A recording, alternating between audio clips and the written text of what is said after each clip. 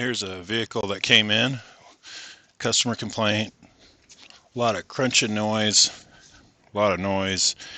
crunching and clunking. Was able to replicate the clunking noise.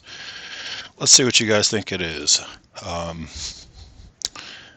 Best way to try to diagnose something like this is you're going to have to lift up the wheels, take a look at it, and spin the wheels and see what happens. So, what do you think? Lug nuts are tight.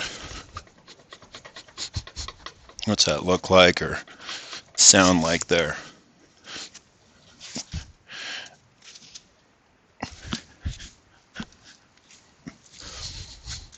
So wheel bearings on this one. That's something that you guys can diagnose at home pretty easily.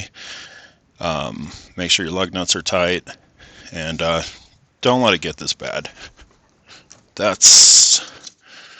That was noticeable a long time ago, unless this person just drives around town. But man, on highway speeds, hitting any type of bumps or imperfections on the road. So that's the issue with this one. It's wheel bearings.